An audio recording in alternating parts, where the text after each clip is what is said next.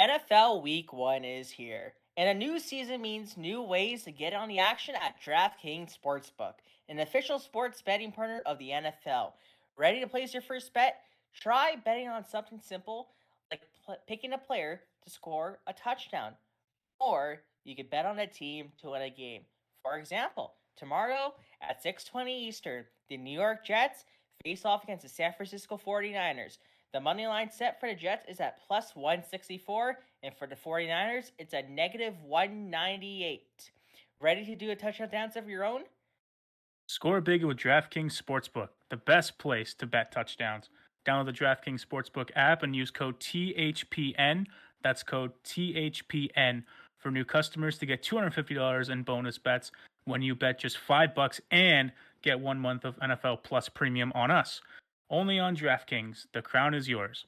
Gambling problem? Call 1-800-GAMBLER. In New York, call 877-8-HOPENY or text HOPENY 467-369. In Connecticut, help is available for problem gambling. Call 888-789-7777 or visit ccpg.org. Please play responsibly. On behalf of Boot Hill Casino and Resort in Kansas, 21 and over, age and eligibility varies by jurisdiction. Void in New Hampshire, Oregon, and Ontario. Bonus bets expire 168 hours after issuance. For additional terms and responsible gaming resources, see dkng.co/ftball. NFL Plus premium offer available only to new and former NFL Plus subscribers. Additional NFL Plus premium terms at nfl.com/terms. This show is sponsored by BetterHelp. Life moving too quickly got a lot on the mind. Thankfully, there's a resource out there that can help. Therapy can be scary for some, but if you need to try therapy, take it from somebody who has used therapy in the past. It is highly beneficial for your well-being. If you're considering therapy, try BetterHelp. BetterHelp is entirely online, making it convenient to access from the comfort of your own home. You can get matched with a licensed therapist with ease. You can also switch therapists at any point with no additional charges. Rediscover your curiosity with BetterHelp. Visit betterhelp.com/THPN today to get 10% off your first month. That's BetterHelp, HELP.com/THPN.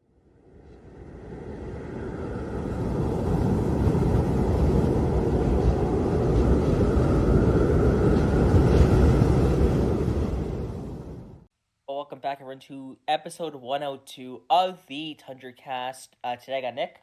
Hello. I got Rossi Rue 54. I'm back again. Oh, the full name. Yeah. We haven't done that before. The full name, the special treatment. And today, like the last few years, I don't know if we did it last year, but like the last few years, we're gonna be doing our 2024 to 2025 hot takes for the season. We each get 10 hot takes, and it could be, team related, playoff related, player related, trade related, you name it. I feel like in the past we've actually gotten a few of these right. I know 2 years ago I called Timo Meyer to New Jersey, and I got that one completely right. So pat on the back for myself there. I saved my And cooking for the deadline. save your cooking, yeah. Same with me and Same. Nick. Yeah. We save our cooking for the deadline. And for the off season. Called Edmondson and Labushkin to Toronto, which was really funny. Um, To Yeah. be fair, we did call a lot of players going to Toronto, but we're just going to ignore that fact. we're gonna ignore that part, yeah. Ignore the part where we're wrong, just focus on when we're right. The part where we're right, yeah. All right, fair enough. What am I doing? Okay. Yeah, I guess we can just start off. Number one, who wants to start first with their first? I'll do it first because mine's pretty wicked. Oh dear, all right. I got Okay. Tampa Bay missing the playoffs and potentially Victor Hedman getting traded out. Oh God. Oh. Okay. Explain. Yeah. What's the thought process behind that? Because the thing is with Victor I Hedman think- for me is that I've always thought he's kind of overrated, but I don't know. I'd like to hear your thoughts. See, I've always thought the same thing too. Victor Hedman's never been. I'm gonna say this. This might get me some hate. He's never been a top 5 D man in my eyes ever in a season he's played. I think he's overrated. But you know what? Sort of a lot of my well, not a lot of them, but this one and another one are simply predicated on how teams have treated veterans. And with the way that Stamkos was treated and him and Hedman being such good friends, I think that it might create a little bit of like a ripple effect, not only for the Tampa Bay Lightning but for Victor Hedman, because when one of your closest teammates who's been there since day one basically with you gets treated the way he was, Stamkos was, I think that if Tampa Bay starts struggling, Victor Hedman could demand a trade. I think he's the next captain of that team, though. And I mean, if so, I don't know if he requests that trade. I think it depends. If he does get chosen as the captain, then obviously I don't think that he takes the trade. He demands a trade, but I think that if he's not chosen as the captain and they start struggling, I think that uh this is kind of the end point of him on the team. Yeah, I can maybe see that. I mean, Tampa did change a lot this year. I mean, they also brought back McDonough. Sergachev is out. They made a few other moves. I can't really remember it off the top of my head, They but brought Moser in the Sergachev trade. yeah, Gensel yeah. came in. They signed him. So They probably upgrade their D if you're looking back on it. I think I'd rather have McDonough and Moser than Sergachev. But Gensel's obviously a big get for them. You can make the argument that, Gensel might be better than Stamkos right now, considering like Stamkos. It's not that Stamkos is washed, but it's more so the fact that a lot of his production did come on the power play last year in 5v5. He's still good, but it wasn't the typical elite stammer we've seen in years past, right? he So also just needs to stay healthy. That's yeah, been that another that thing. too, that too. It'd be cool to see Braden Point as a first line center though. Unless he has Yeah, been. I don't watch a ton of Tampa, but I think he's a first line centerman, even if he's been I kind of think. I down mean, in the. I think he should be the captain. I think it goes to Hedman, but I honestly think it Point I should get think the seat. okay. I think it should be Shirelli. That's just like. I mean, he is probably their best defensive player, but like, I don't know. Giving it to to a basically like a middle six guy, is that really what you want to do? Uh, Does he I think have it. the I think it. leadership I think it all abilities? depends who the best leader is on and off the ice. I don't think.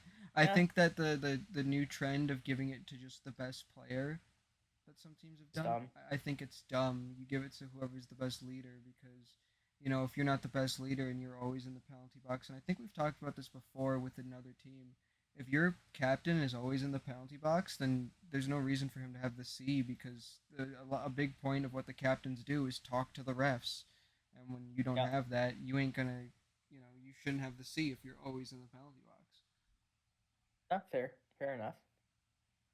Uh, okay, that was pretty spicy. Nick, what's your first hot take? Pierre-Luc Dubois is a point a game player this year. That ties into my. I That ties into I one of have mine. I have nothing to back this claim apart from another Washington take I have later, but I have him as a point per game player. All So right. I mean, whether that's 60 games or the 82 games, I don't know, but So that kind listen. of I mean, bleeds into one of mine. So should I just say my second one right now? if you want no, to. no, just wait, just wait, Oh, just we're just wait. wait. Okay. All right. But I mean, that'd be really funny. I think the entire city of Los Angeles would Oh yeah, look they at would. It this. would explode. It would explode. I would love it. I would enjoy that salt fest there. But honestly, like I mean, with the moves Washington did make, I mean, they also brought in Mangiapane. They completely restructured their back end with Matt Waugh and Jacob Chikrin. That's what I Like, mean.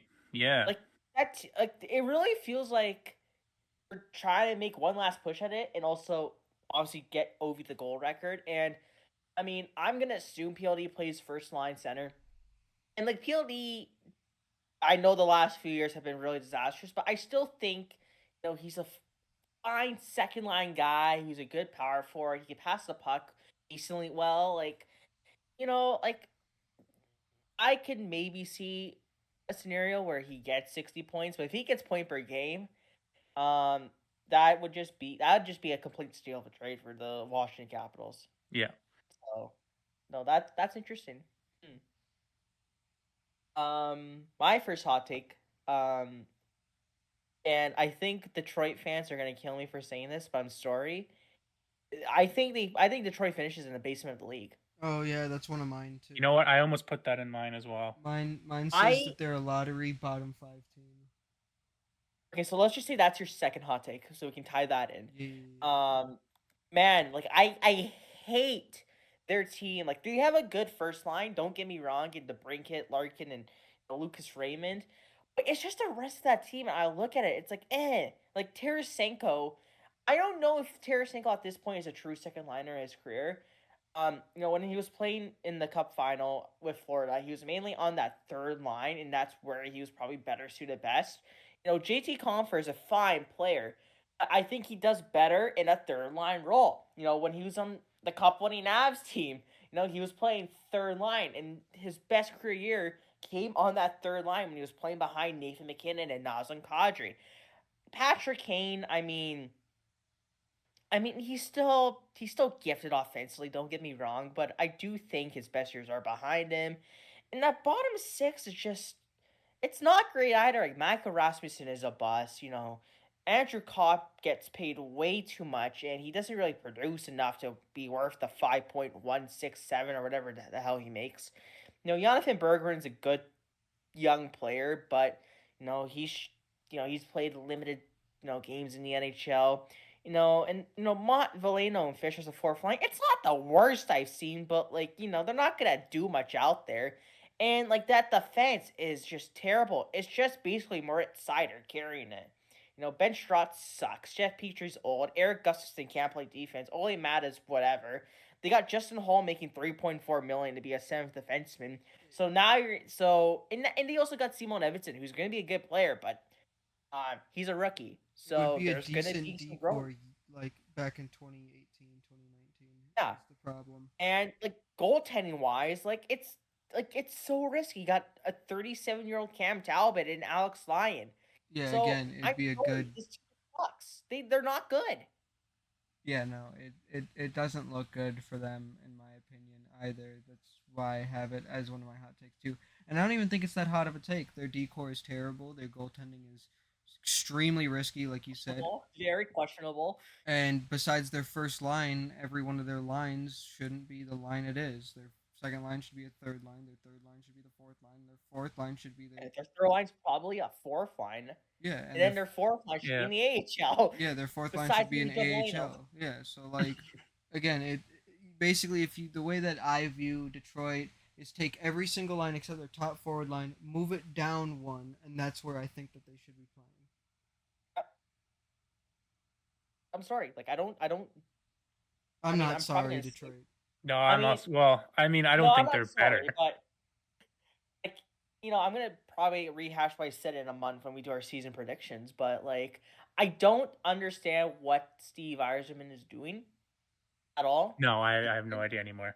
It just seems He like was he on a just good throws track out. record, and he built that Tampa team to Yeah, the way it is now. But this is and I don't know. It's I feel like it's taking a left turn here. It's a two steps forward, one step Maybe we'll back. make a video to see if Steve Eisenman, and this is a hint of something I've been scripting, if Steve Eisenman was really the mastermind behind the Tampa Bay team. I think Steve Yzerman had a lot of support in Tampa Bay. I mean, he had Pat Verbeek, who's now the GM of the Ducks. Julian Breezeblaw, who obviously won the two cups with Tampa. I think he had a lot of support in Tampa that helped him in decision making that he's not getting here in Detroit. That's how I look at it. But That's a fair bet. we'll talk about that later, I guess. So Rossi had the same thing as me, so we'll call that his number two. Nick, what is your second hot take of the year? Devils finished top of the Metro. I I like like the that one. offseason moves they made. I don't think anyone around them really got better. It kind of ties into what we talked about with Tampa. I don't think Tampa got better. The Islanders added Duclair. That was their only move, which I think is a good signing, but I don't think they got better. I think the Rangers, they continue to get kind of carried by Shesterkin and their power play. Who knows about the Penguins? They probably finish around the same spot. Washington might be better, but it looks good for the Devils. I think they still need a good, solid third center on their lineup, but as long as Mercer comes back and signs, the decor looks great. Nemitz is gonna probably break out this year, have a great year. If Hughes can stay healthy this year, he'll be a great defenseman. They've still got Siegenthaler. They brought in Brett Pesci. They got a good goalie in Markstrom, who I watched a lot of Flames games last year, and the Flames could have been a lot worse without him in the net. I'll tell you that. So, Mhm. I really like this team moving forward. With Hughes and Heischer as our top centerman, and Meyer going back to doing Meyer things near the end of last season. I like their chances.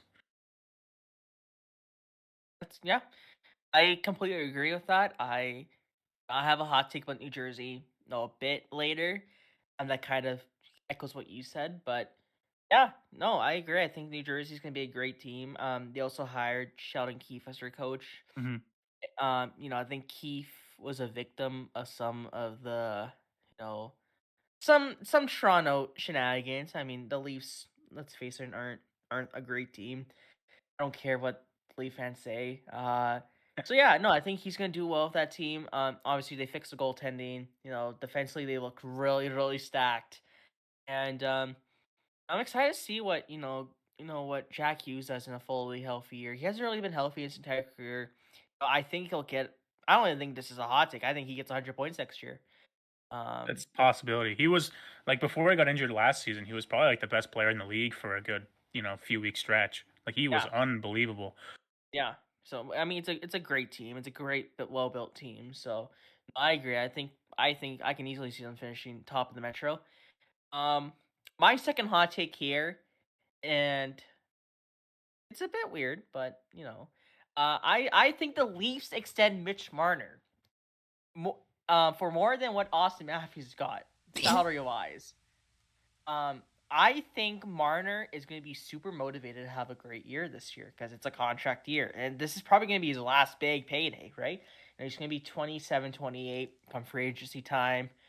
There's been a lot of talk about his future there, so I think that's going to drive motivation to have a great year. Um, kind of like what Nylander had last year. Nylander was going into the final year of his contract last year. Was on 100 point place. I'm sorry, 100 point pace. Got 11.5 million, and then he started to cool down a little bit, right? So, the cap is going up now. Thankfully, I think the rumor is it should be a 93 million next year, which is a $5 million increase. Which means with a cap increase, cap hits are gonna go up, and I think Marner is definitely going to use the Drysdale comparison. He's going to see, oh, Drysdale got 14 million. I've been, kind of around the Leon range the last few years. He's been around the 100 points, scoring 30, 40 goals. Um, and, Marner's agent is, the guy that tries to push for every last penny. So I think Marner gets a bit more than Matthews. I think he gets like 13.5 or 13.75 on a 7 or 8 year deal, and that will surely go over well surely will go well over Toronto Maple Leafs fans for sure. I do like that because it does look like as time passes on that he is going to get signed. It seems like Berube is committed. It seems like Trelling's committed to getting him re-signed. So it's going to be an interesting year for him. But I think I agree with that. I just don't picture him leaving Toronto either. We'll see. No, I think if anyone leaves, it'll probably be like Tavares. But If I think Matthews, Marner's, Nylander is I think they're staying for sure. I, th- for sure. I think that if anything, the very most that we see is not Austin Matthews, Mitch Marner extending, but not a 7 year deal. He'll do like 2 year deals, 3 year deals, until he starts to reach that point where he starts to fall off, and then he'll secure his last big payday. But I don't think as you said, his agent. The way I've called Mitch Marner's agent is basically the Scott Boras of the NHL, and if anybody knows anything about the MLB, you would know that Scott Boras is the agent that will literally vice grip GM general managers' balls until they give them exactly what Scott Boras wants his clients to have. Now, that means that they will literally do 1 year deals just to get more money next year when things look better for them. And as the cap goes up, that's more money, and we all know that the way that would work for the clients of the manager. And I don't know who his agent is by name. I just know that he's one of those types of agents. Mhm. I think he changed agents recently. I don't remember. Anyways, And number 3, Rossi. Number three, I have a, I think a big name Vegas player. Now, I think me personally, I think it's gonna be someone on the defense, maybe like Alex Petrangelo. Requests a trade this year. Oh, Yeah, okay. and the reason I say that is again, I wanted to just quickly bleed my two ones where it's like players have been getting treated like donkey doo doo, lately by the organization, and that's been happening since Vegas's inception. I mean, can you name the last time they treated a player fairly? Whether it be in negotiation or just how they've been treated, and I think that it's going to be a system the where Vegas hasn't treated their players fairly, in my opinion. I don't think in anybody's opinion. And a big name player is going to look at that situation in Vegas and say, "Hey, look, if these guys who won the cup, with the team, if Marc Andre Fleury, who was that team forever, if if all these big name players for the organization have been tossed aside, what am I still doing here?" And that's my whole thought process. I don't really see that happening, but I mean, yeah, I mean Vegas has obviously been the team that's kind of throwing their players aside if they want to go get the new shiny object out there. But I think if they move someone on the fence, it's more likely to be Shea Theodore, if anyone, Oh, especially since definitely. especially since they It could got be Noah Hannafin. any So of the bigger name players. I just think that it's going to be one of them. The reason I said Petrangelo is kind of because when it comes to my mind, Petrangelo is like the locker room leader in a sense, in my opinion. mhm. Okay, Nick number 3. Crosby scores 50 goals, Oh, and I okay. don't.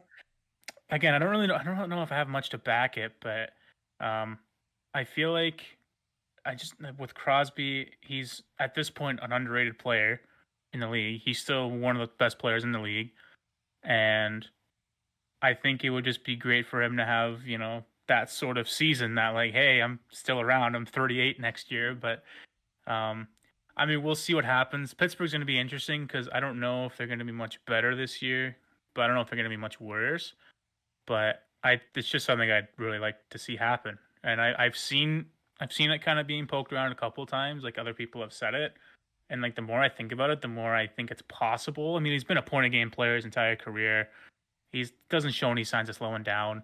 Um, Honestly, if I was a betting man, I would bet towards it. He did have 42 goals last year, and that Penguins team wasn't the best, right? So Yeah, exactly. I can see that. I can see. I mean, he's gonna be playing with Rucker and McGroarty too. So if they can Yeah, develop some chemistry there, like, yeah, that's pretty interesting. I can, yeah.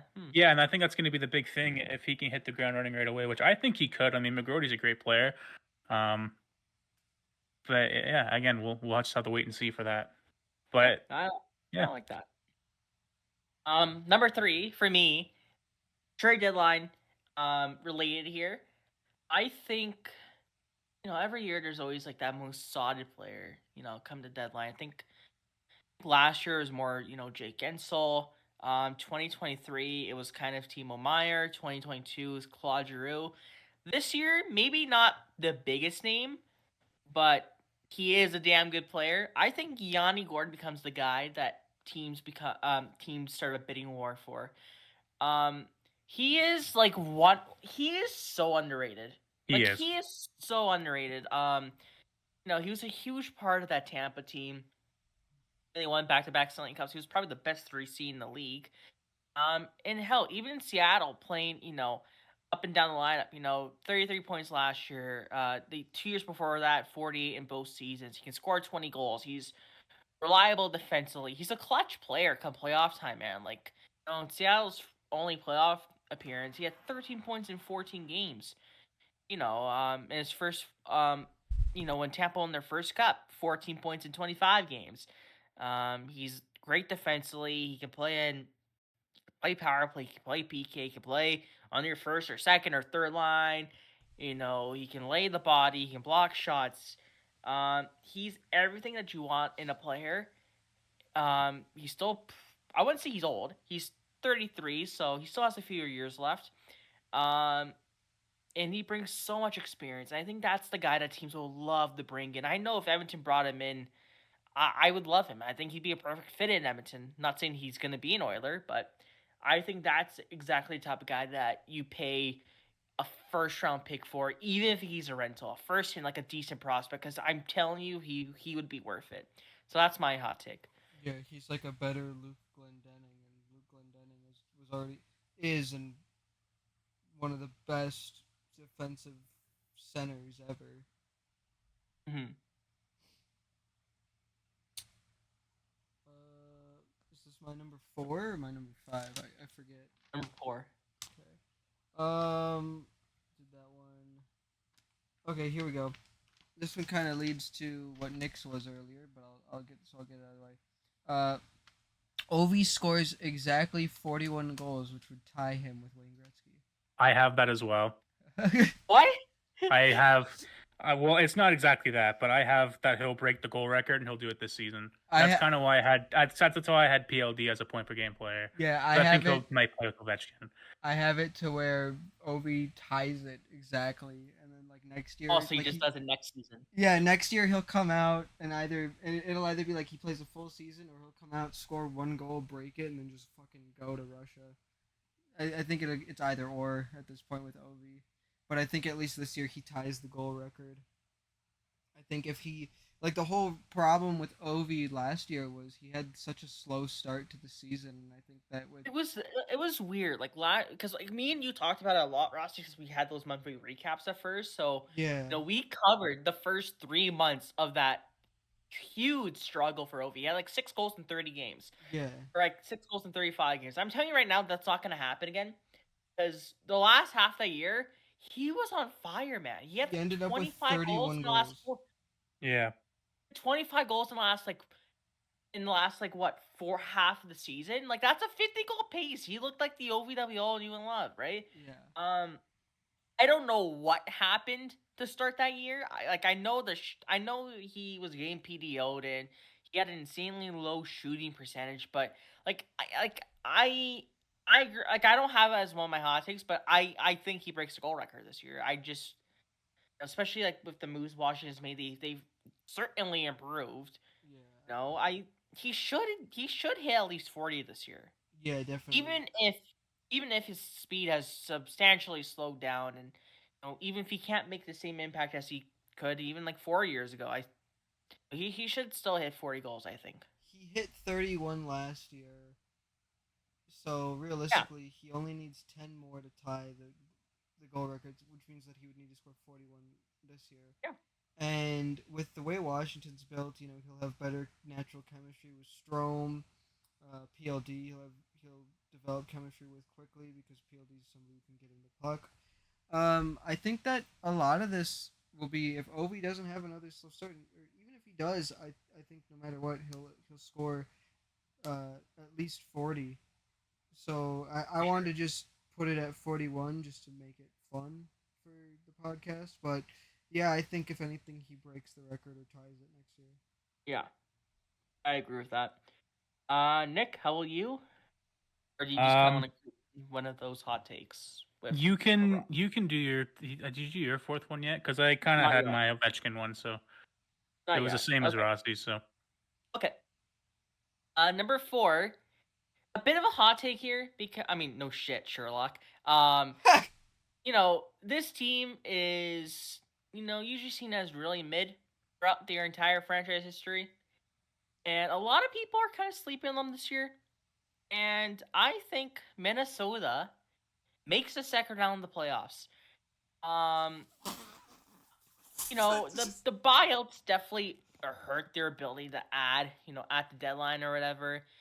Looking at this team, I still really like a lot of it. Like, Kaprizov's a legit 100-point guy. Matt Zuccarello isn't slowing down anytime soon. Joel Eriksson is an amazing player. He's so underrated. Matt Boldy is going to become one of the best power forwards in the game. He's had a great start to his NHL career. And they're adding a lot of youth to the lineup still too. Marat Kusanov is entering the lineup. Liam Olgren is going to make the team, and he looked pretty good near the end of that season. Ryan Hartman on their third line, still a 50-point guy. Yakov Trenin, even though that contract is really, really steep at 3.5 for 4 years, I still like him as a bottom six guy, and that defense is really good. Jonas Berdeen is solid. I love Brock Faber. Jared Spurgeon's gonna be back. He missed a lot of time last year for injury. He'll be back. Jacob Middleton is an underrated top four defenseman, and you're gonna have Jesper Wallstead playing NHL games this year. I think you can expect a bounce back from Philip Gustafson. And they still got Marc-Andre Fleury. And, I think the young kids are really going to, push the Wild, over the playoff edge. I think they'll get in. I think they're going to be one of those teams that, is a wild card team. They beat, a team of home ice advantage. And then they get spanked in the second round. But, there's a lot I like about this team. I think they're slept on. And, the buyouts come out, or the buyouts drop substantially this summer. And they'll add even more with the cap space opened up. They got, more kids coming up. I think they got, oh man, what's his name? I'm blanking on his name. It's some forward in their system, but I think Yurov. Or is Yurov still in the cage? Oh, yeah. He might be. I think this year he might be. Okay, for some reason, I thought he signed in North America, but I think there were rumors about that, but yeah, he's unsigned. He's in the KHL again this year. Okay. Oh, but he had a great year last year. Yeah, I like Minnesota's roster more than most people, so I think they make a sneaky run to the second round. That just goes to show you how mid their team is when we're talking about the second round. Huh? So that just goes to show how mid they are when we're talking about the second round. Yeah. Hey man, that would be an accomplishment. I mean, we don't really see the Wild move past the first round very often. Marco Rossi too. That'd be nice to see him break out as well. Yeah, Marco Rossi. Yeah. Yeah, and considering he had to almost stop playing, so that would be a nice little comeback story too. Yeah. But he was good last year, 21 goals. So. Yeah. Number 5. Let's almost halfway there. Nice. My number 5 is. This kind of ties back to one of Nick's and one of mine, but LA misses the playoffs due to poor goaltending play. Now, is that a hot take? I think it's a hot take to say that they missed the playoffs. To be honest, really, I see a lot of people saying that they're gonna miss. I think because in my opinion, the West didn't improve all that much. What? The West didn't improve all that much overall. Not enough for me to say that the Kings have missed the playoffs, because in my opinion, they're still a top 3 Pacific team if Thatcher Demko isn't healthy. Okay. And let's face it, Thatcher Demko is not healthy. He will not be. No, Freeman was saying the other day that this is. Demko's injuries is something that he has to learn to play through, and it can't be solved with surgery. So no, he's never going to be healthy. No, and that's a later hot take of mine. But no, I think that LA will miss the playoffs. When I have them currently 3rd in the Pacific, I think that there's a good shot that they will miss the playoffs, and it's all going to be due to poor goaltending. Now, is it just going to be Kemper sucking? No, I think that a lot of it will have to do with their underwhelming decor, in my opinion. That's heavily downgraded over the past 2-3 seasons. But I also think that the problem is still going to be goaltending. I mean, they haven't had that solid rock in net for a while, and it seems like they haven't had that since Quick. And I know the Quick wasn't that good the past few years, but they didn't have that great starter since before Quick left. I think Korpisalo was the guy that actually did pretty well. Yeah. And I thought they were gonna keep Korpisalo because he actually looked pretty good there, even in the playoff series against Edmonton in 2023. he was kind of the main reason why that we didn't end that in 5. Honestly, like he was really good to start that year, that series. Definitely, but I think that he's just had I think he had a lot of issues, and I think that his time was done sooner than it actually was, and I think that they were already looking Mm-hmm. for a new goalie. But yeah, they've got Kemper back. You know, Kemper played extremely well for a few teams, but he sort of Got fell off after that injury in Colorado. Dave Riddick. Dave Riddick, you know, one of the only goalies Nashville couldn't make look good. I salute you because you've actually looked good with LA, which is just Big great. save, Dave. Just great. Thanks for that playoff postseason that we had that one year because of you. So we got. I think that LA misses the playoffs because of poor goaltending play, and I think that they're just gonna go back to the well to look for another goalie. I mean, I have them missing the playoffs because I think their team just sucks. Fair enough. They suck. I don't don't think they got any better either. I think I said this in the free agency stream that they're just going to be another first round exit team even if they make it. And like, Well, yeah, but especially like in that division. the way I look at it is when you look at the Pacific, who are the 3 best teams in the Pacific? Edmonton, Vancouver, Vegas. Vancouver's not going to be one of the best. They don't have Demko. I'm sorry. He's starting. I mean, he's gonna start the season, but he's not. But he's not Like, going to he's be gonna Demko. I think Demko. I think when you're an elite goalie, you can push through those injury concerns. Like we've seen, Rask played through some hip injuries. Price carried the Habs to the Cup final with his whole body deteriorating. Fair enough, but I think it's On the topic of the Kings too, right? I don't want to talk about goalies, but actually, I'll just say this for the season predictions. Just leave it. Never mind. I'll save it for the season predictions. Anyways, So I can just tear on the Kings even more. I'm blaming LA's goaltending for them missing the playoffs this upcoming season. All right. Okay. Nick, number 5. So mine's about Celebrini, great player on a very bad team. I don't think he finishes top 3 in scoring on his team in this season. I think he'll be great the season after. But when you look at the Sharks and their forward core, I mean, I look at a guy like William Eklund, who I think is due for a breakout year, who's an amazing player. I know people that sort of in the scouting world that had him first overall in his draft year, and there's a good reason for that. He's a great player. I look at a guy like Zetterlund, who scored 20 goals on that terrible team last year. They signed Tyler Toffoli. They've got Will Smith coming through, who is really good already. Really good with Boston College last year.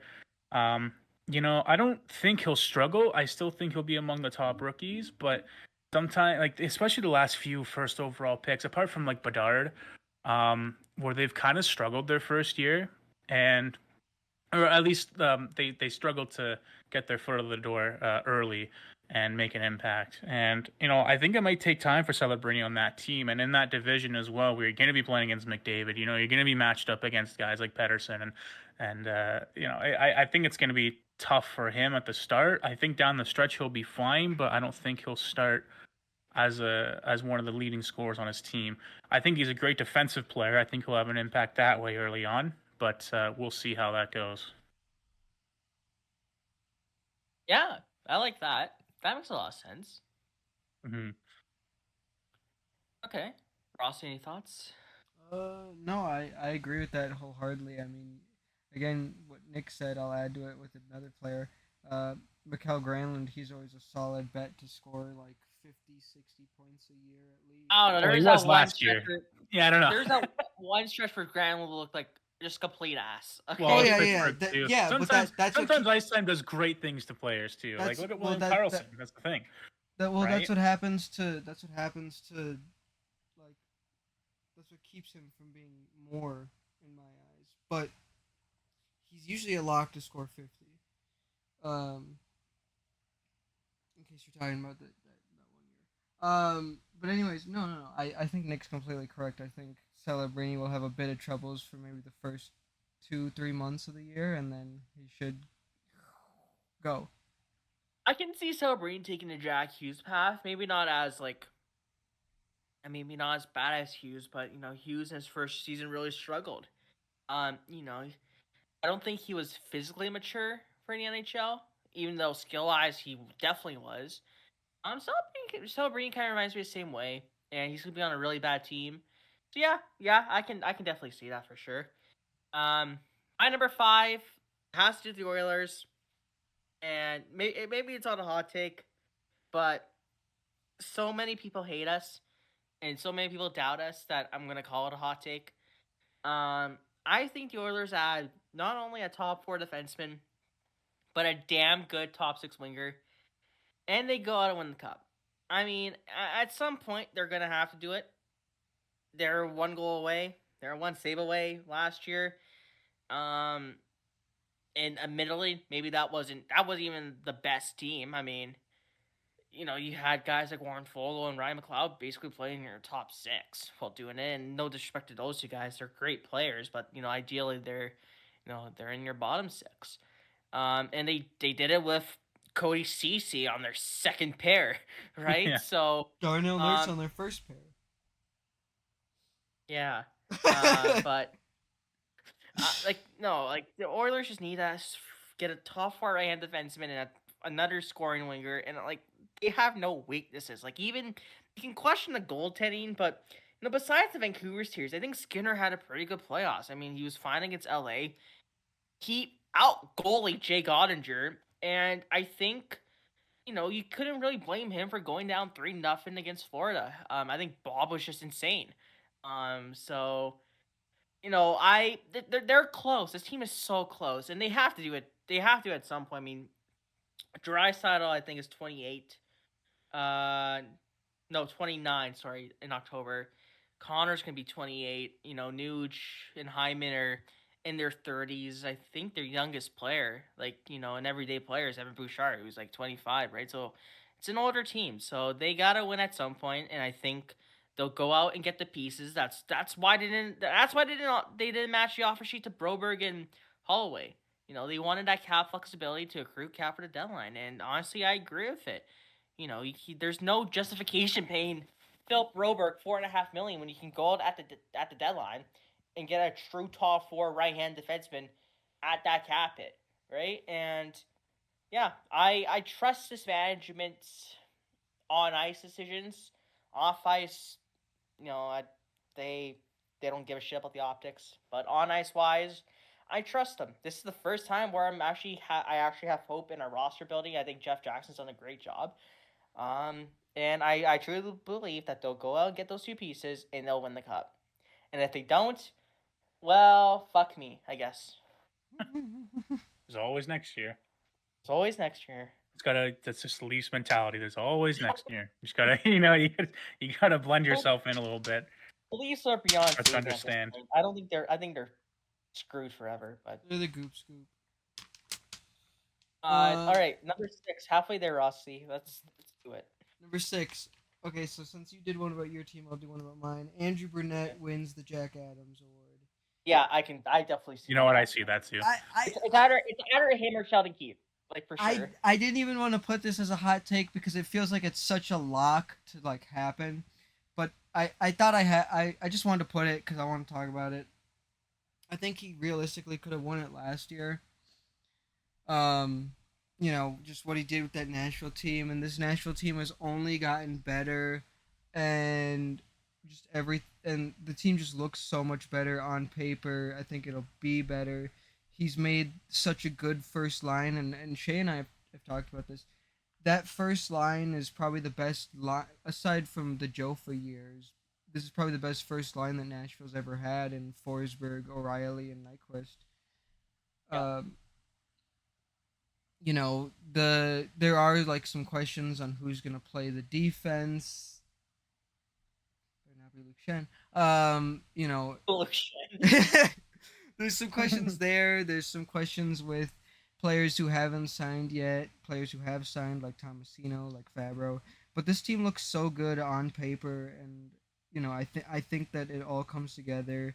And I think a lot of the issues that they had last year with giving up late goals, in rapid succession. We all know about that. And Dallas game. the Dallas game, the Vancouver playoffs. I think that kind of falls away now that it's not a first year coaching. And I think that the only thing that will hold this Predators team back is the power play. If it's bad, it'll then this Nashville team. Yeah, you will got to falter. fix that. The power play was atrocious during the Canucks series. Oh, yeah. I was actually screaming at my TV, yelling, "What are you guys doing?" Like, Dude, it was awful. the power play was so bad during that series last year. Anytime we went on the power play, you guys can ask my family this because I was watching the games like near then. Anytime we got on the power play, I put my head down in my hands and like started like bawling. Not actually, but I was like, "Dude, are you serious? I don't want to do this." Because it was so bad. But yeah, I got Andrew Burnett winning Jack Adams. All right, I like that. Nick, that's your 6th one. I have another award one. I got Mitch Cobb winning the Calder. Yeah. I've been a Mitch Cobb believer since day one. I think that if it weren't for the fact that he had that whole, Russia stigma, I think he absolutely should have gone behind Bedard in the draft. He's going to be an amazing player. I mean, basically point a game in the KHL the last 2 years. And like when you go back to, even the year he was drafted, 17, 18, point, like he's been showing that he can perform for a long time. And he's going to get an opportunity on that top 6 in Philly. We'll see how Philly performs this year. They almost made the playoffs last year. I mean, they have John Tortorella as a coach. Who knows what could happen, right? But no, I think he's in my head. I think he's a front runner for me right now. I think like Celebrini could be up there. Lane Hudson could be up there. It's a good crop of rookies this year, but there's nothing in my mind that really beats Mitch Cobb. I think he's just that good and that elite of a talent that it's just hard to ignore. That's a good one. I like that one. I hope he wins it. I really like Mitch, especially after everything he's been through. With his dad passing away. Of course, yeah. That'd be great. That'd be awesome. I mean, it would suck for you because it's a Flyer in your opinion. Yeah, it does kind of suck, but I mean, and then like you got like Oliver Bonk and Barkey still got to go there too. They're probably gonna play with them, and that's it's gonna sting a little bit, but hey, we'll be bad anyways for like 5 years, so that's true. We'll wait till like when we're both competitive again. Yeah. Then it'll really we'll get the Flyers and Philly or the Flyers and Penguins rivalry back. So. Yeah, my 6th one kind of echoes what Nick said earlier about the Devils finishing first in their division. I had the Devils making it to the 3rd round of the playoffs. I won't dive too deep into it because we did talk about the Devils a lot earlier, but it was just a great team. I think they definitely needed that number 1 goalie because, Vanacek last year wasn't cutting it. The year before that, it was Mackenzie Blackwood, who was too inconsistent. He couldn't really stay healthy. They got a true number 1 now in Jacob Markstrom. Defense looks great. We talked about their forward core. Not much else needs to be said. I think that they're, last year I had them going to the 3rd round and they missed the playoffs, but I'm sure this time they'll make the playoffs and they'll make a deep enough run. Because honestly, the Metro is so bad. The Canes are gonna have a lot of youth in the lineup this year. A lot of questions. Oh yeah, we haven't touched on the Canes yet either. I was gonna mention that. I forgot. The Rangers are one of my hot takes involves the Rangers. I'll be one of my last ones, but no, the Devils are a great team. I'd be shocked if the 3rd round is in Florida and New Jersey. Honestly, I think that's what the 3rd round is going to be. At the end of it, but yeah, that's going to be interesting seeing Keith in the playoffs too. Like on the team like the Devils, if they do well, if they can actually get past the 1st round. So I'm interested to see that. I think the Leafs are just cursed, but I mean, that'll be an interesting watch. Number 7, Rossi. Number 7, I got the Hurricanes who will make the finals. I know I'm a big Carolina hater. Everybody knows this. I don't like Carolina. Yeah. But I really like the composition of their team. There's a few spots on it that I'm just like about, but I enjoy their team. I enjoy watching their team play. They're so good. I hate them. They're good. I don't like it. I don't know if like Kasperi Kotkaniemi is your 2nd line center.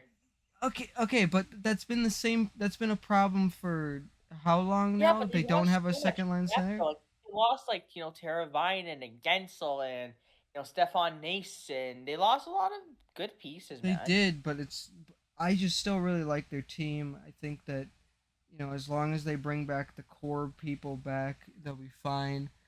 And I think that this is a very good opportunity for Carolina to prove themselves. And I think that as long as their goaltending stays healthy, because That's a I'm big if. I'm a big goalie like mind, as people know. As long as goaltending stays healthy, I think that they make the Cup Finals. I don't know, man. Frederick Anderson never stays healthy. He's got to have one healthy year in him. And, like, Pyotr Kochetkov is still, like, he's a good goalie, but, like, he's still real young. I don't, I honestly, like, I'm not a believer in Carolina this year. I'm just not. But, you know, Yeah. maybe it's a Washington situation. Washington had those strong teams during the mid 2010s, and then one off season they lost like majority of their pieces, and then the next year with a much weaker roster they go and win the cup, right? So I guess you never really know. But I think last I year don't was know. really the year for the Hurricanes to win it. I think they lost too much in the Yeah, offseason. Maybe I don't think they'll win the Cup. I just think they'll make it. I have a Western Conference team winning the Cup this year. number 7, Nick. Number 7. Let me see. 1, 2, 3, 4, 5, 6. I have. I don't know if it's much of a hot take with this one. But I have Buffalo missing the playoffs again, which Oh my extends God, the that's record not a to hot take. 14. No, it's not. But here's the problem with the thing is with Buffalo is that I always see them being like when people bring up like the sleeper teams or whatever. It's They always like Buffalo. they always do Buffalo, and it never changes. And you know, I don't know. I just can't get on that bandwagon anymore. I have for the last couple of years been like, this is the year Buffalo makes it.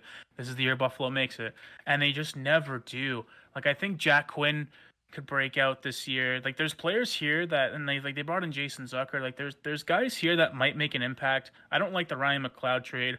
I don't like the Beck Melanson trade or Malenstein or whatever you say his name. I think Darlene's amazing. I think he's very underrated because he plays in the Sabres.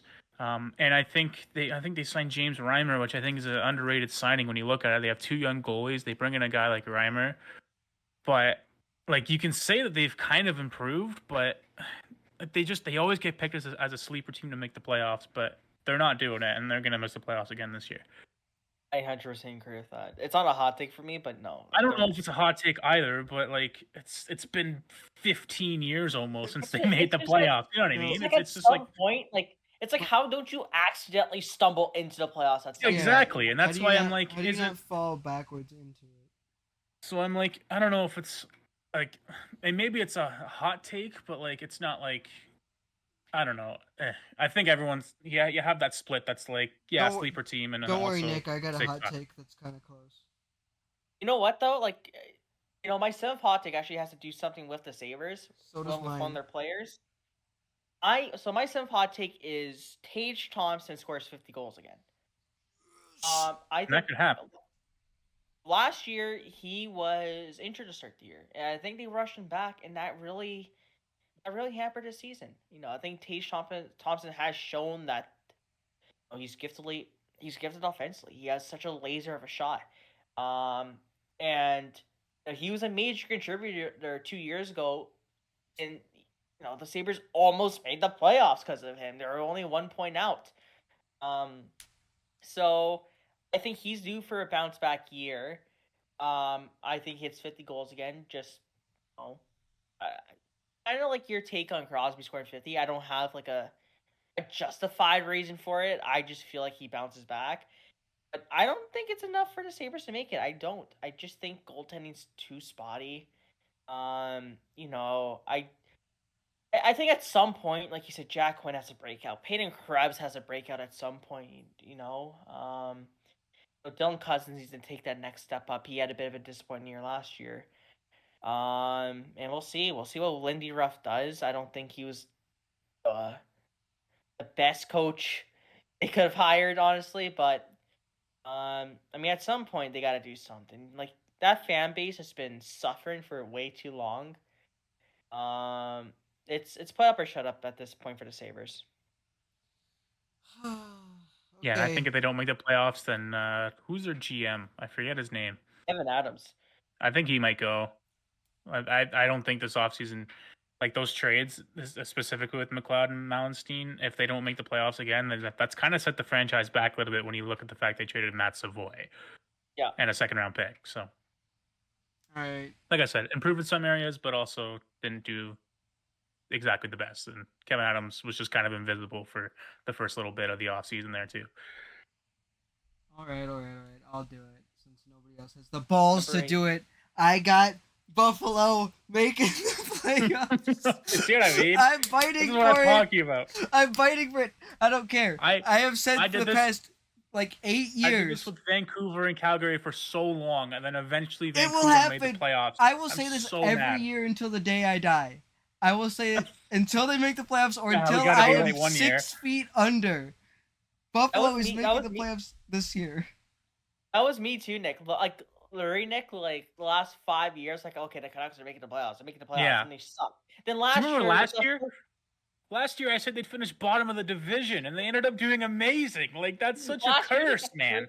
Last year's like the first year. I'm like, okay, they're missing, and then they fucking make. I'm like, okay, of Yeah, course. with the Flames, and just like I think I had the Stars winning that year when in 2022, and then Goudreau scored that goal. So, Yeah. I mean, who knows, man? I'm just suck at playoff predictions, apparently. But anyways, I got Buffalo making the I playoffs. think you're high, Rossi. I I- think you're high. Listen, remember? Okay, I will go on. I will say this. I will puff my chest at something I was worried about. Tage Thompson before his breakout year. I called that. I called that breakout season off of nothing but vibes, and I'm doing it again. Tage Thompson returns back. He becomes the 50-goal scorer like you said he was, and they make the playoffs. I'm falling for this bandwagon again. Somebody please send help. We'll at least agree that Ottawa is beyond saving. I hate Ottawa. Yeah, I don't they're the new care. Sabres. They're worse than the Sabres everywhere. Because at least I'm not trying to make a video on the Sabres that dedicates on when they make the playoffs again. I wish they could stay a bit healthy. Like Josh Norris is one of the most underrated players in the league when he's healthy. Yeah. Like he's unreal. Drake Batherson's great. But Yeah, and that's about it. I mean, I like Jake Sanderson. I like Zub. I'm not a big fan of Shabbat.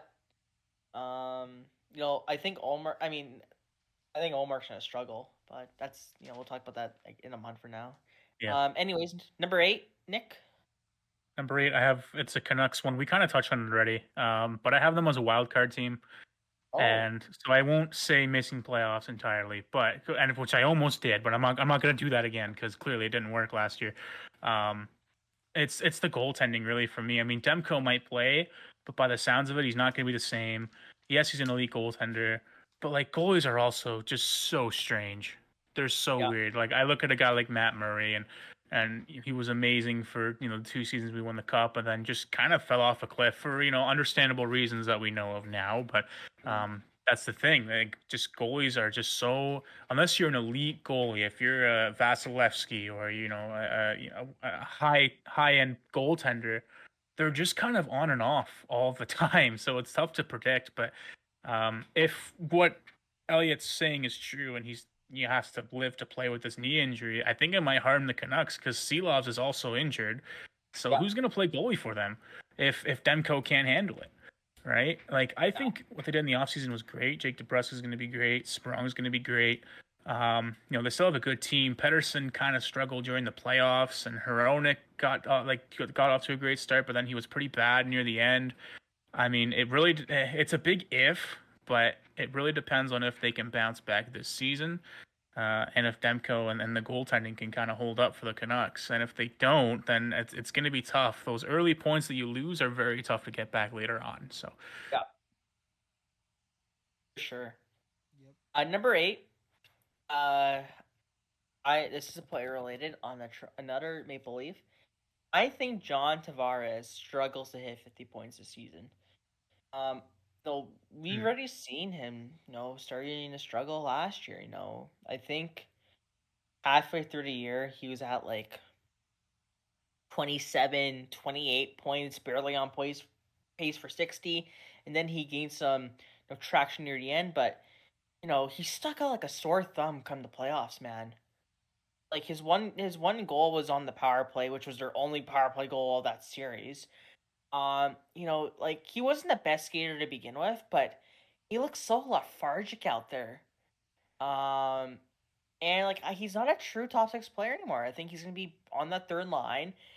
And Toronto's bottom six really isn't known for their offense. I don't think guys like David Kampf and Connor Dewar and Kelly Yarncroke, they're not really known for their offense. They're more known for their defensive game. And Tavares is gonna just have to learn to adapt to that style, I think. And he'll still be on probably the first power play unit or second power player unit and bank points there, but you know he's gonna be 34 in 12 days. I think age is catching up to him. I don't think he's gonna hit. I think he's gonna barely get 50 points. And I wouldn't be surprised if the Leafs just don't re-sign him. They already stripped the C from him. They gave it to Matthews. You know, I think it's time to move on from Tavares next year. But we'll see what happens. They obviously still value him a lot. But no, I think we're gonna see a pretty mediocre year from him. I actually agree with you. I don't know if he'll score like I don't know if he'll be like a 50-point player, but I don't think he's coming back to the Leafs. And I think him kind of giving away the C gave that away a little bit. I think he's just Yeah. gonna go cup chasing. He can take a pay cut in like Dallas or Florida, or I think we talked about this before. One of those teams, and to just kind of play like a third line role, second line role, and win the Yeah. cup that he's been chasing. So I could totally see that happening for sure. I don't think he'll be back with Toronto at all. But we'll see. He loves Toronto. We know that. He does. Rossi, Um, I completely are you agree with all here? that. Yeah, well, I've been listening to you guys talk. I'm not blabbering for Okay. once. Uh, but no, I agree with that completely. I think that this is Tavares' last year in Toronto.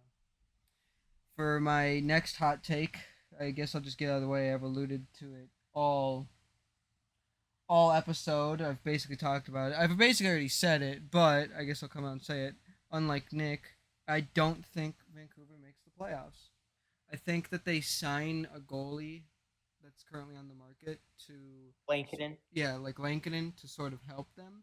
But I think it's just not going to be enough. I think Lankinen will come in and do fine, but with Demko obviously struggling, Shelovs is obviously not healthy right now. I don't think that they make it. I think that they do good, but I think that they just get beat out by the Kings to be the third in the Pacific.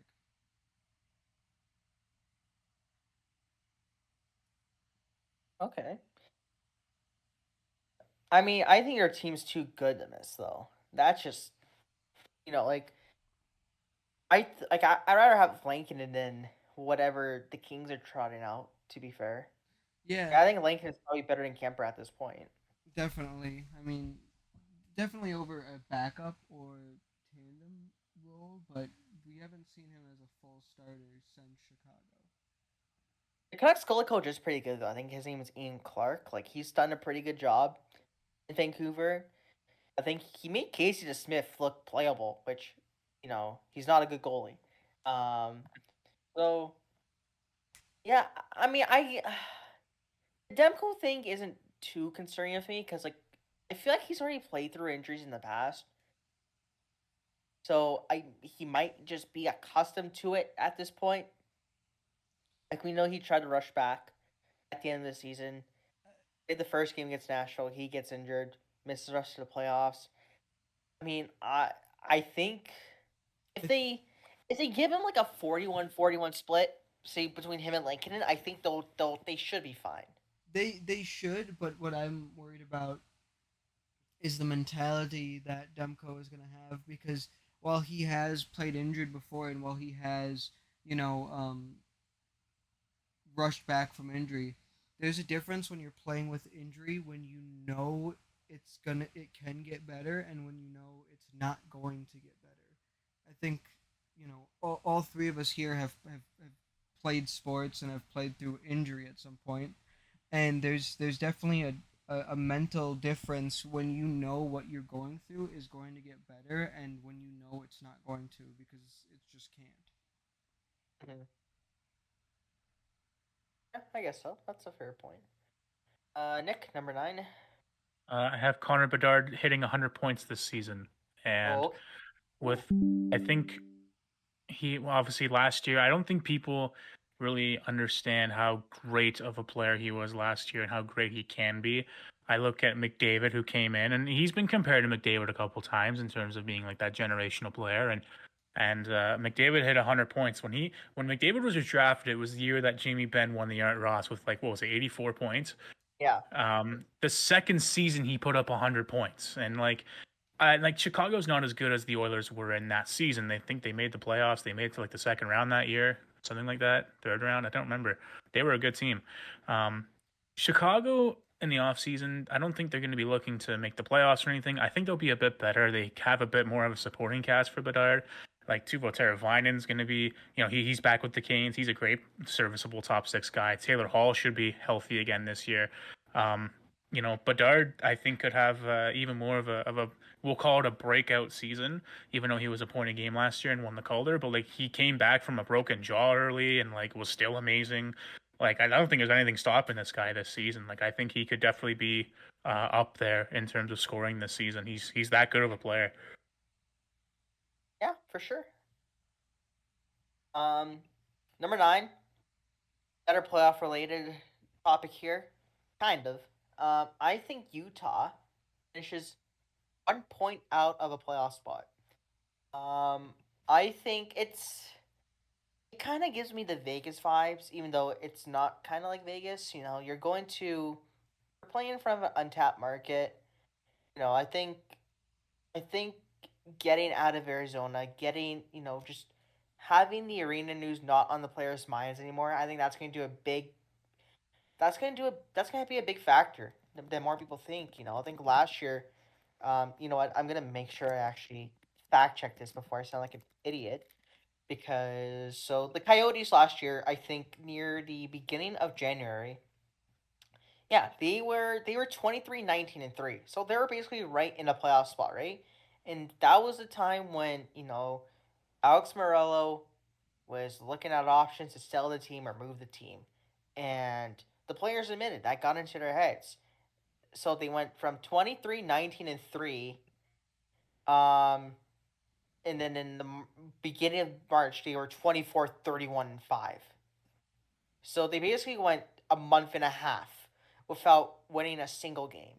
And the players like the players also admitted yeah, it did affect them. And I think being in Utah now, being in front of a new fan base, a new market, getting the arenas out of their minds. I think they're just gonna go out there and play hockey and do the best they can. And it's a good team. I think Connor Ingram has shown that he can be a starting goalie in this league. Defensively, they added John Marino. They added Mikhail Sergachev. They added, you know, a veteran Ian Cole. It's pretty good blue line back there. And they didn't really touch the forward core, but, it's still so young. It's still pretty dynamic. Logan Cooley's a stud. Dylan Gunfer is going to grow into that top 6 sniper role. Josh Doan, I mean, it would have been nice to see Josh Doan play his career as an Arizona Coyote, but obviously that's not going to happen now. So I think Doan's going to be a key piece of that Utah team come the future. Matias Machelli is such a good young player. I think they're going to be a good team this year. But I just think they finish just out of the playoffs. But I do think they make it the next year, though. My last hot take is actually very close to Shae's. I think they make it in the playoffs. Oh, Not by much, but they make it in the playoffs. Again, I've alluded to this on the show on today's episode already, but I think that it's going to be 5-3 in terms of Central to Pacific teams making the playoffs. And, I think that Utah is one of those 5 teams that makes it. Obviously there'll be teams like Nashville and Dallas and Minnesota, ahead of them, I think. But like that 3, 4, and 5 spot is all to play for, in my opinion. Still, and we'll see. Like because you got Dallas in there, you got Nashville. Like I said, so anything can happen with that 3, 4, and 5 spot, and I think that they just barely make it. They don't like cruise in, but they barely make it. Like you said, they were in a playoff spot last year until that the whole arena stuff got to them, and they went like a month without winning a game. So I think that this year it'll be a lot more different for them. Yeah. All right, Nick. All right, so my last one isn't really much of a hot take, I would say. It's just something I'd like to see happen. I think that we should all be rooting for. It's the Blue Jackets making the playoffs. Yeah. Um, Obviously, we think we all kind of know at this point. Time has passed a little bit. It's when things like this happen with the Goodrow passing. I think back to when Vegas had their inaugural season. They, the couple weeks before they had that shooting, and they all kind of got together and became a team really, really quickly. And they won and they won and they won and they just kind of bonded over that. And I think I also look back to when Abakar Kazbakov died, and when that happened, the Knights players they bonded so much more. They were with each other all the time, and that's just so unbreakable, right? And they went all the way to the final that year. They won the OHL last year, and I don't think Columbus is gonna win the cup or make the final like Vegas or the London Knights did, but I think there's a case to be made that when you really bond like that and become unbreakable, it really brings the best out of you. And I'm really rooting. I think everyone's going to be rooting for the Blue Jackets and the Flames as well. They're also, they're a lot of their players are going through it as well. And I think that it would just be such a good feel good story after what's happened the last couple weeks since the tragedy. So um, Yeah. I would love to see it. I'd be very happy to see it, and yeah, I'm really just at this point hoping for the best with Columbus because they've been through way too much. Well, I mean, Um, they went through Killing Eeks like 3 years ago yeah, too, right? yeah, and it's with Johnny Gaudreau, and I think it was Werenski that put it the best. He picked Columbus, which not a lot of players can say they picked Columbus to play in. So obviously it's still just a terrible tragedy. I'm still pretty upset about it, but I would absolutely love for the Blue Jackets to go far this year and exceed some expectations. Yeah, 100%. I mean, I've always had that soft spot for the Jackets, honestly. And it's a team that like I get it. No one really cares about the Jackets because they're in a weird market, but I do honestly like the Jackets. They have a lot of great young pieces there. I think Adam Fantilli's gonna have a great year. I think Ken Johnson. I think it was Ken Johnson. Who looked up to Johnny Gaudreau. Know, Johnson wore 13 in his rookie year because of Johnny, and you know, um, I can see that. I think that'd be really sweet if Columbus, made the playoffs and bonded, like you said, as a team. That'd be special Hmm. for sure. Number 10 for me. Um, I got I got a coach firing here. We've talked about award winners. I think Rossi mentioned Burnett winning the Jack Adams.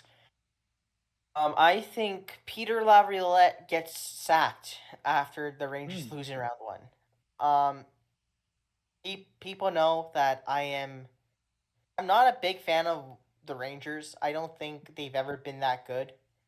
Um, I think a few years, and I know last year they won the Presidents, but I mean that was more Shesterkin and Quick, and then the power play itself than a few years ago when I think 21-22. Rangers fans were hyping up that team so much when once again it was just Igor Shesterkin, who I thought should have won the Hart that year. I know Matthews won it, and I know McDavid was a runner up, but I thought Shesterkin should have won it that year because he was probably the best goalie we've seen since 14-15 Carey Price, right? He was that great. Um, and like, it's just not a great team. Like, Adam Fox is good. I think the rest of that defense, is kind of whatever besides maybe Miller. Forward wise, like, I'm not a big fan of Mika Zibanejad. I don't think he does much 5v5. Artemi Panarin doesn't really show up come playoff time. Chris Kreider is Chris Kreider. Um, no, Lafreniere has actually been really good. I really hope he does break out because he has so much talent. Um, and just I want to break out. I like he is so good. Like he is so good. He showed a bit of that like these past playoffs. Like he is just so good.